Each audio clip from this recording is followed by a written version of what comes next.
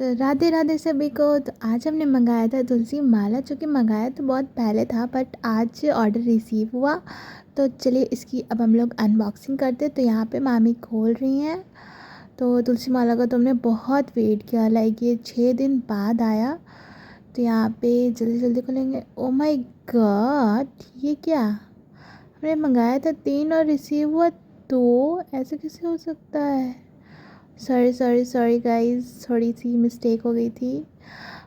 एक पैकेट में 2 माला रिसीव हुई थी। तो यहाँ कोई हमारे साथ कोई स्कैम नहीं हुआ। तो अभी हम इसकी पैकेजिंग खोल कर भी देख लेते हैं कि कैसी क्वालिटी है। तो यहाँ पे इसका लेंथ भी सही है तीनों का। अब हम लोग चेक कर लेते हैं कि तीनों की लेंथ सही है ना, क्योंकि भाई चेक तो करना पड़ता है ना। और यहाँ पे तीनों पैकेट खोल खोल कर देखते हैं कि तीनों अच्छी है कि नहीं। वैसे क्वालिटी तो सही है, लाइक प्राइस के अकॉर्डिंग अच्छी है।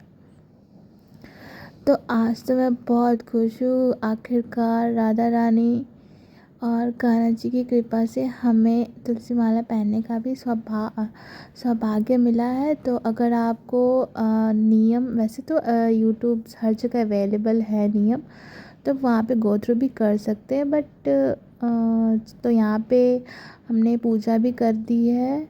और पहले हमने राधा रानी के चरण पे रखा था, फिर अभी कान्हा जी के चरण पे रख दिया है। तो उनका आशीर्वाद लेकर फिर हम इसे धारण करेंगे। तो अगर आपको नियम चाहिए तो कमेंट कर दीजिएगा, मैं एक अलग सी वीडियो बनाकर डाल दूँगी।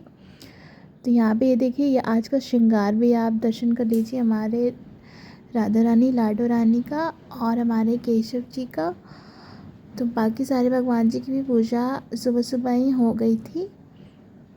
अब यहाँ पे हम लोग इनके चरण के पास से 5 मिनट तक छोड़ देंगे। और उसकी भी एक विधि होती है। अगर आपको तुलसी माला धारण करने की विधि चाहिए तो वो मुझे बता देंगे, मैं आपको बता दूंगी। तो अगर शॉर्ट में बताना है तो मैं अभी बता देती हूँ।